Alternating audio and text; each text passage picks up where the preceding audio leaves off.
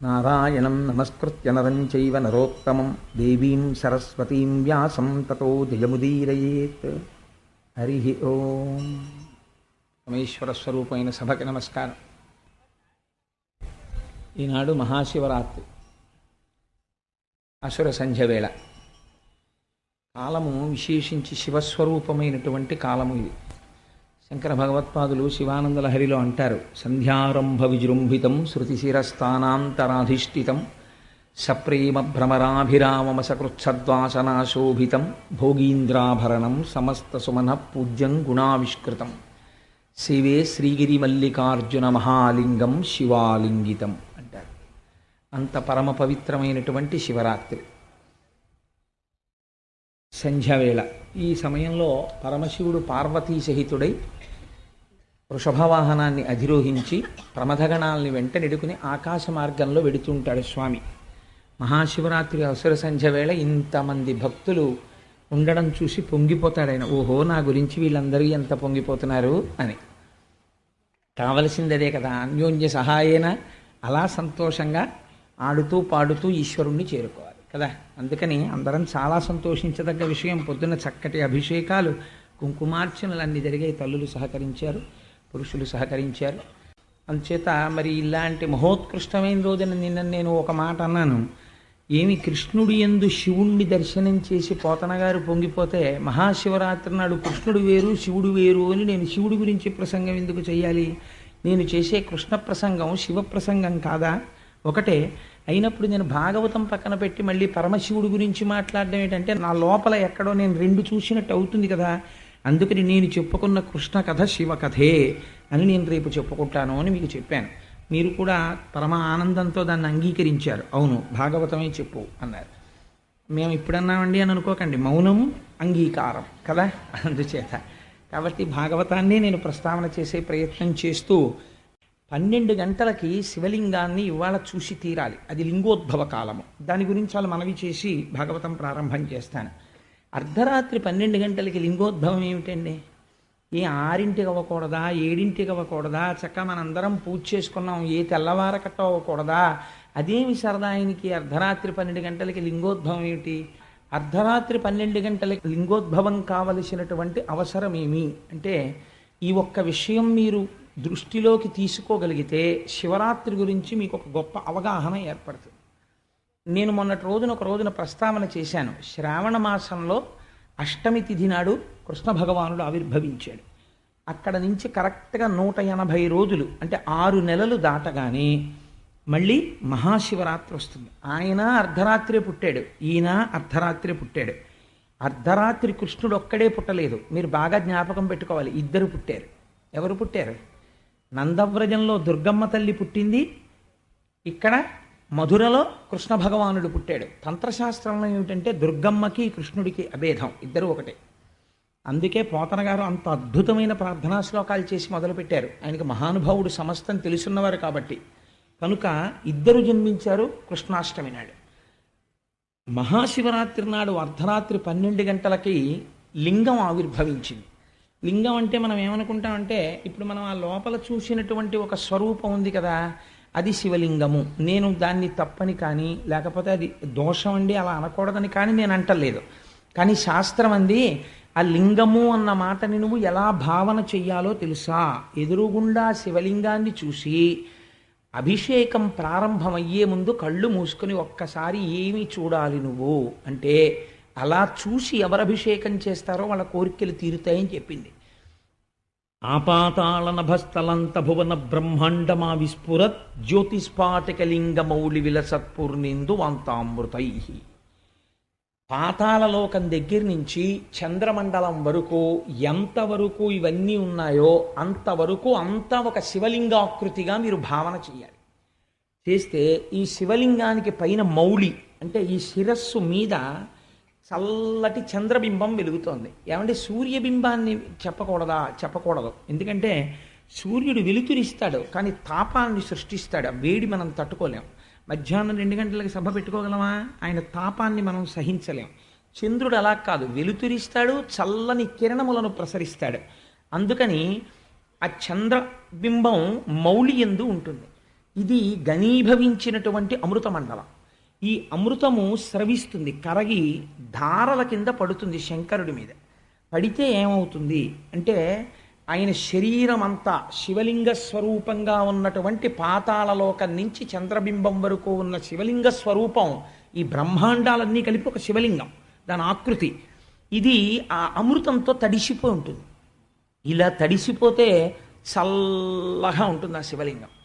చల్లగా శివలింగం ఉంటే మీరు ఎప్పుడు శివలింగాన్ని మనస్సులో భావన చేసినా మీరు ఇలా ముట్టుకునేటప్పటికీ చల్లగా ఉన్న శివలింగాన్ని భావన చెయ్యాలి తప్ప పొడారిపోయిన శివలింగాన్ని భావన చేయకూడదు. ఎందుచేత అంటే శివలింగం చల్లగా ఉంటే లోకమంతా చల్లగా ఉంటుంది. అందుకే శివలింగం మీద ధారాపాత్ర కట్టేస్తారు. ఒకవేళ అభిషేకం చెయ్యడానికి ఇంకా అలివి లేక గుడి మూసేసి వెళ్ళిపోతున్నారు అనుకోండి, ధారాపాత్ర కట్టి ఒక సన్నటి దర్భ అందులో పెట్టి వెళ్ళిపోతారు. బొట్టు బొట్టు బొట్టు బొట్టు నీరు దాని మీద పడుతూ ఉంటుంది. పడి ఆ మూర్ధన్య స్థానం నుంచి చింది కిందకి జారుతూ ఉంటుంది. అది ఎప్పుడూ చల్లగా ఉంటుంది శివలింగం. శివలింగం చల్లగా ఉంటే లోకమంతా చల్లగా ఉంటుంది.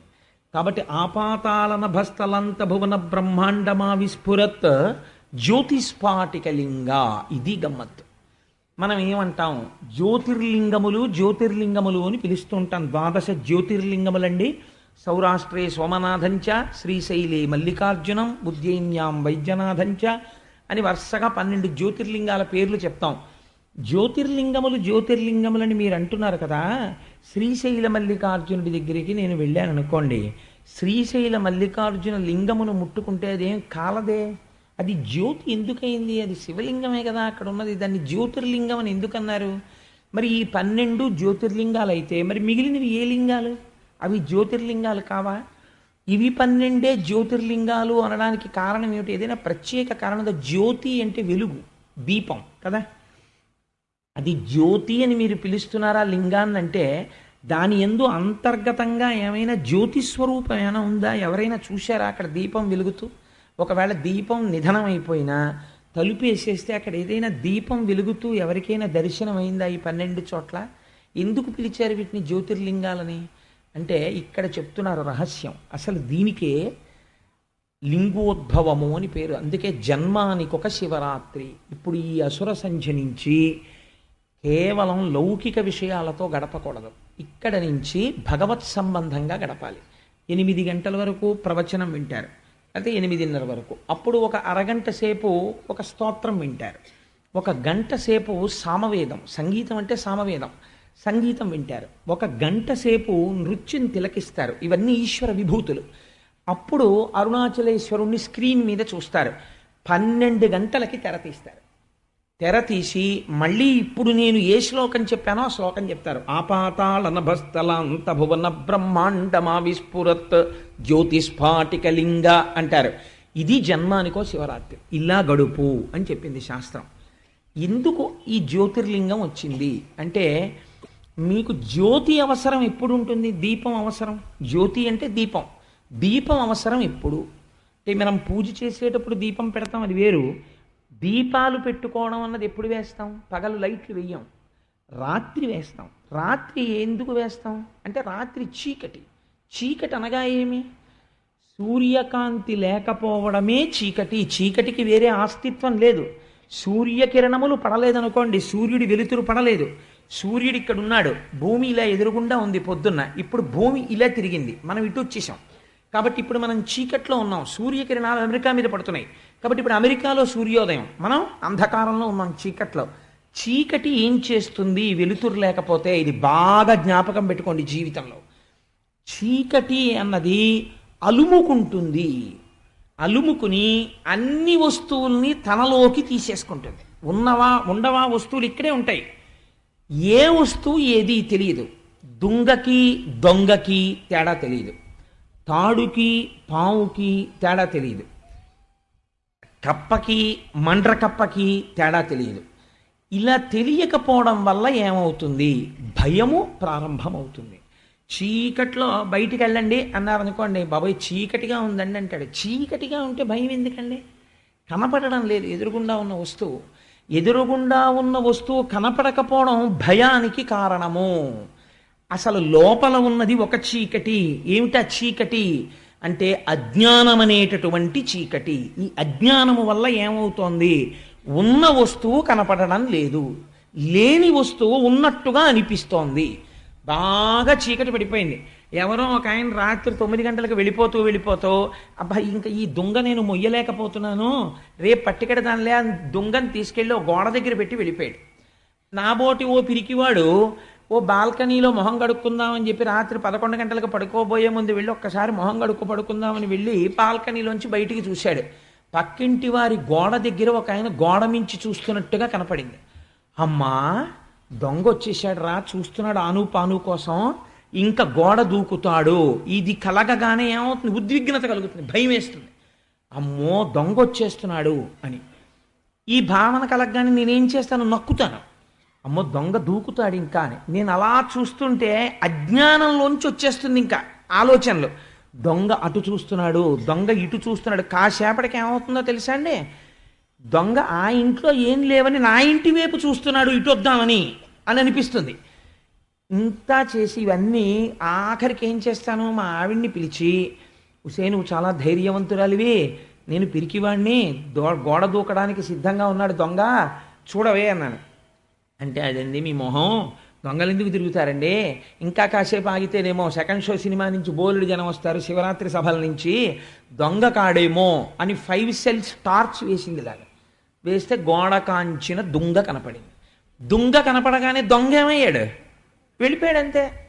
మరి దొంగ లేడా? లేడు. మరి ఎలా కనపడ్డాడు? ఇక్కడ కనపడ్డాడు. ఎందుకు కనపడ్డాడు? చీకటి వల్ల కనపడ్డాడు, అజ్ఞానం వల్ల. అజ్ఞానం పోవాలి, ఏం చేస్తే పోతుంది? వెలుతురు వస్తే పోతుంది, ఉన్నది ఉన్నట్టు కనపడుతుంది, అంతే కదండి. వెలుతురు రావాలి. ఆ వెలుతురునకు జ్ఞానము అని పేరు. ఆ జ్ఞానము కలిగిందనుకోండి, ఇప్పటి వరకు ఇది నేను ఇది నేను ఇది నేను అనుకున్నవాడు ఇది నేను కాదు, లోపల ఉన్న ఆత్మ నేను అని తెలుస్తుంది. ఇప్పుడు నా అంత వాణ్ణి నేనని ఇది చూపించి విర్రవీగడు. ఈశ్వరుడు లోపలున్నాడు, వాడు నేను, వాడు నిర్వహిస్తున్నాడు అంటాడు. ఇది ఎప్పుడు ఉండాలి? ఈ దీపం బాగా చీకటి ఎప్పుడు ఎక్కువైతే అప్పుడు దీపం ఉండాలి. దీపం దేన్ని ఆకర్షిస్తుంది? కటిక చీకట్లో కంటిని తళుక్కున పట్టుకునేది దీపమే పట్టుకుంటుంది.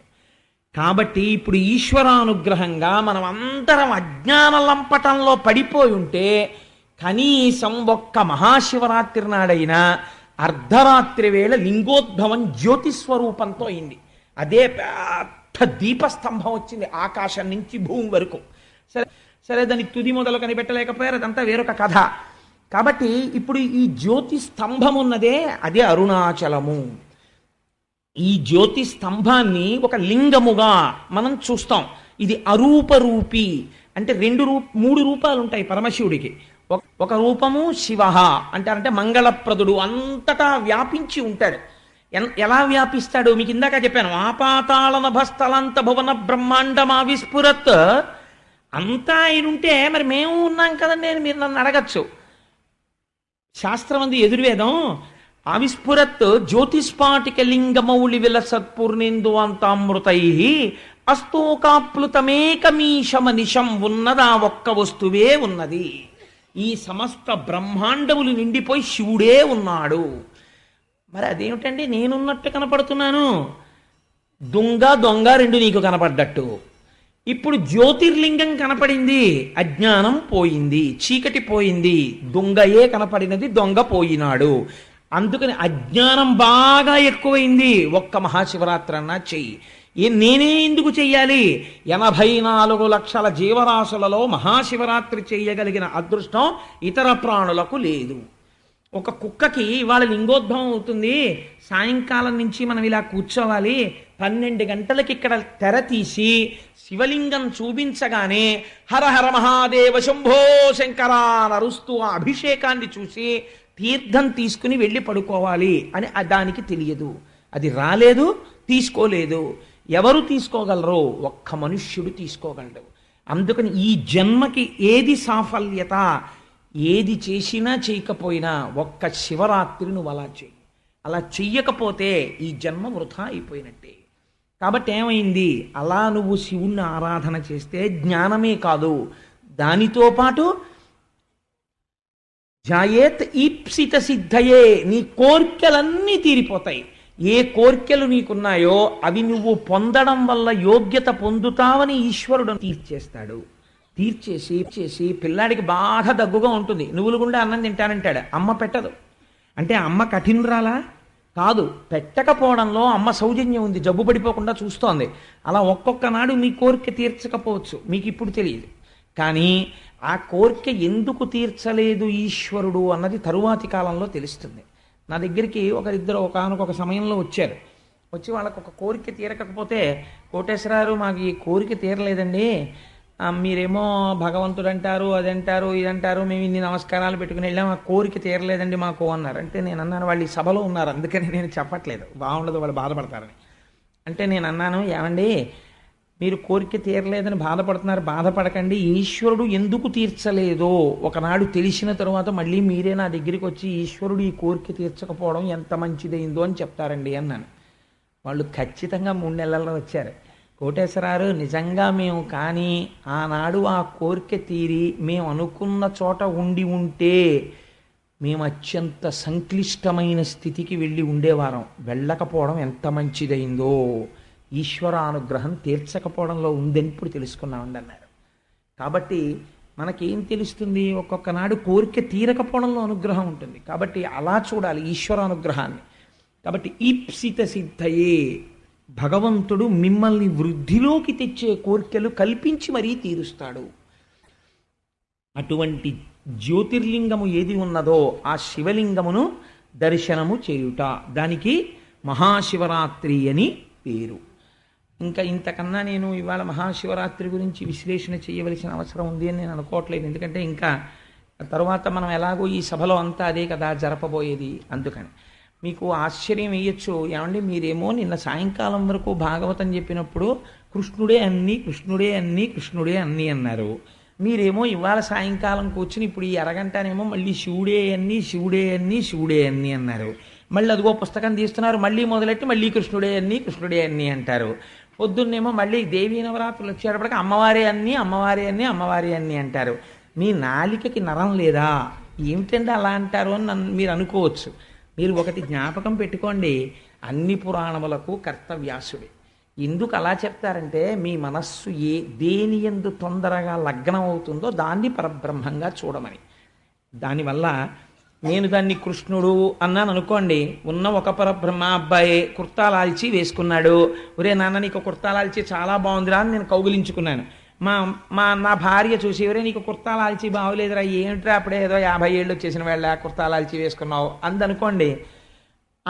అంటే అంతవరకు పర్వాలేదు. కానీ కుర్తాలాల్చి వేసుకుంటావా, నా కంటికి నువ్వు నచ్చలేదని కొట్టేసి తిట్టేసింది అనుకోండి మా ఆవిడ, ఏమైనా అర్థం ఉందా అందులో?